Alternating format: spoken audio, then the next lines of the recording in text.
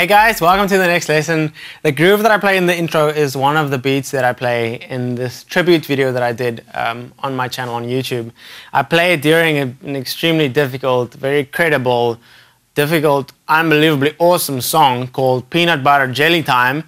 And I just kind of messed around with the song while I was jamming along to it, and I came up with this little groove between the hats and the stack. Obviously you just heard it because I played it in the intro. I've been getting so much requests to actually teach this groove and really break it down very slowly and separate it into the different parts. So I'm very excited about finally doing that and showing you guys exactly how I approach this and how I play it and how I split it up. So what I want to do first is just play exactly the same groove, and I'll just slow it down as slow as I can possibly go.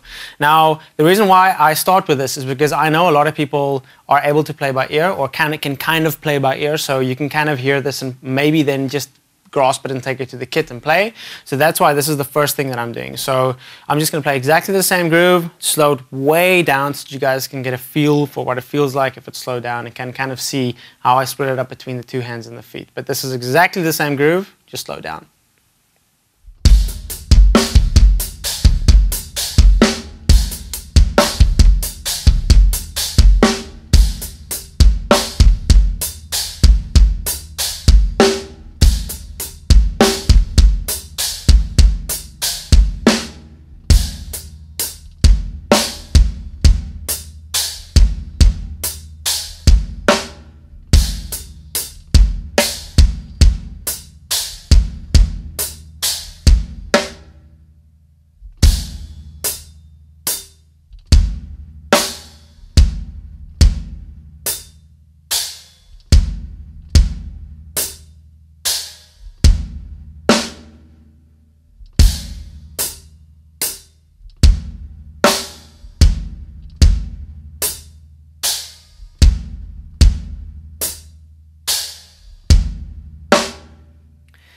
A couple of things that I want to mention is that you'll obviously hear that I'm playing this little bad boy right here, and this is called a stack.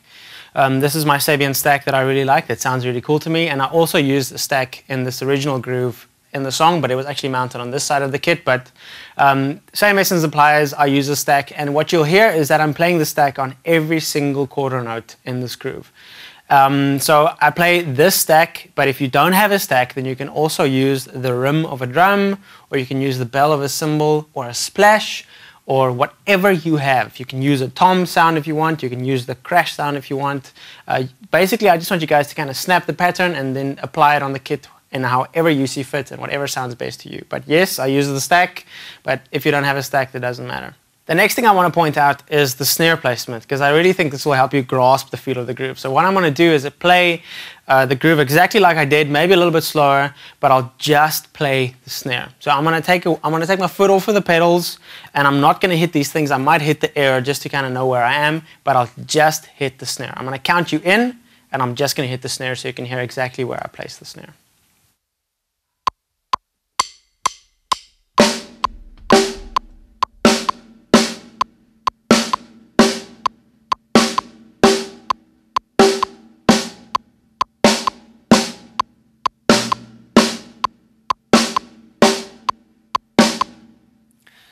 Now, I might have looked a little funky doing this in the air, and I promise I wasn't dancing. I just do that to keep my place. I hope that you guys can really hear where the snare is placed. By the way, it's placed on the 2 count and on the and of 4. And I think this placement of the snare, especially the fact that that second stroke is on the and of 4, gives it that kind of lead into the second little loop of this pattern. So the snare placement is really important, and I think the fact that you just heard me play the snare and do this might help you kind of hear exactly where it's placed. So the second thing that I'll do is just to play that in context with the stack. So I'll just play the snare and the stack along to a click again at the same tempo. But I might be doing this again, so just be aware of that. I'm not dancing, I promise. I'm just going to play the snare strokes in context with the stack.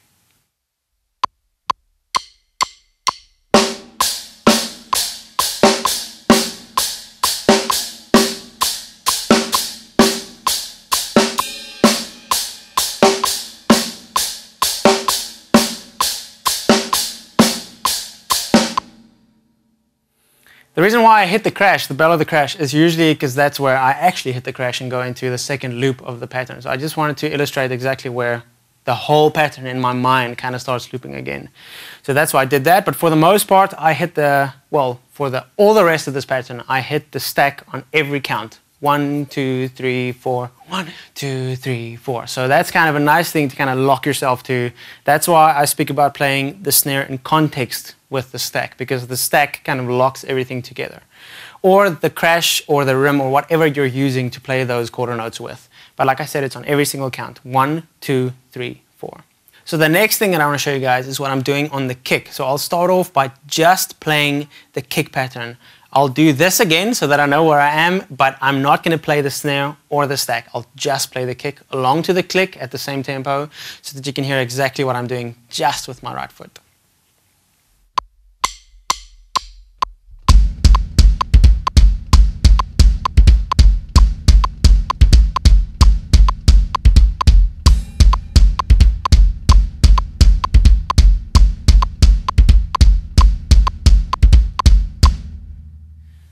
Okay, so that is just what I'm doing with the kick. It actually kind of felt a little weird and uncomfortable just playing the kick. It's really difficult for me to separate these things. I think it really illustrates what I'm doing, but they sound really cool when you put them together, and that's why it kind of feels a little funky for me to split them up. But what I'll do now is I'll just play the kick and the snare. Not the stack, not the hats, just the kick and the snare at the same tempo with a click.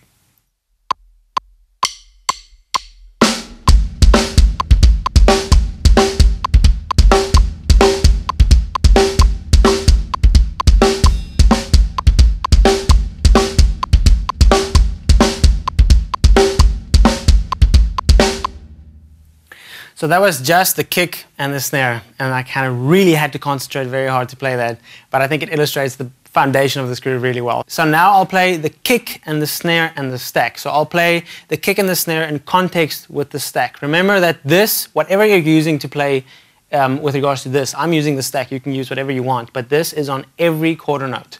1, 2, 3, 4. So if the previous example of me just playing the kick and the snare was kind of a little confusing and you didn't know exactly where I was, then this will totally put it into context. So kick, snare, stack, same tempo, no hats.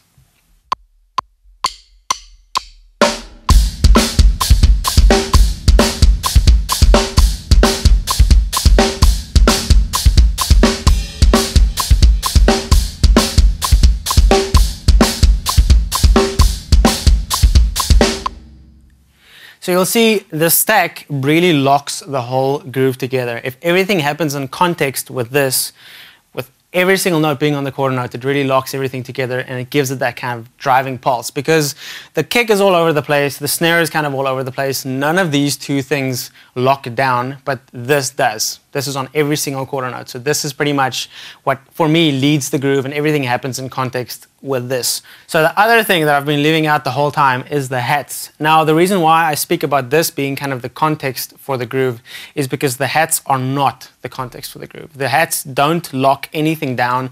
I just use the hats to kind of color in the groove and make it sound a little bit more funky. So usually when you play a groove, you use the hats to lock everything down. Everything happens in context to the hats. But with regards to this, it doesn't. That's why I'm hampering on this.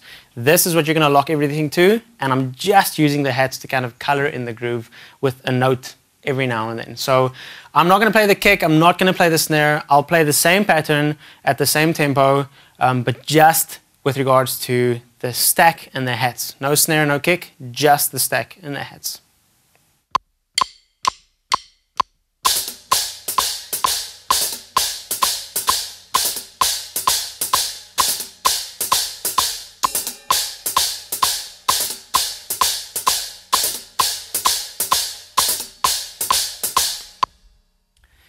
So I'm actually just going to play that exact same thing again. No click, but I'll slow it way down so that you can see exactly what I'm doing between the stack and the hats.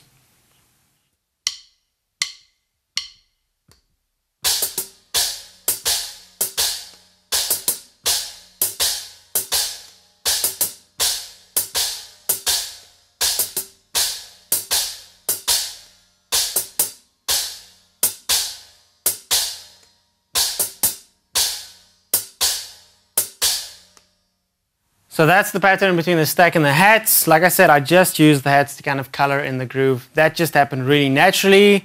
Also, what is very important, this groove was never an intellectual thing for me. I just jammed along to the song, and my love and slight obsession with linear playing kind of led me to this groove. So it was never like, I'm going to play this on this note and this on that note and do this with the left hand. I never thought about it like that. I know I have to break it down that way to explain it, but this groove just kind of happened. So I hope this makes it clear. I hope you understand what I'm doing between the stack and the hats.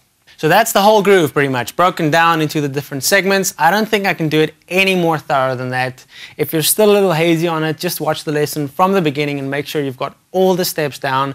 I think isolating the different parts really helps in making it clear and kind of making sure you've got the bass drum down, got the snare down, got the stack down, or whatever you're using with your right hand, and then got the hats down. And then you just kind of start slow and then you speed it up.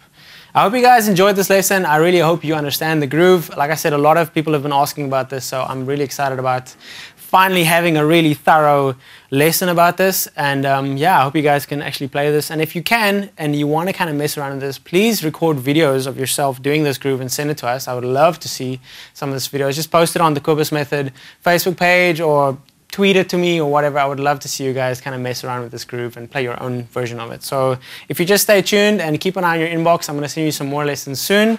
And thanks for watching.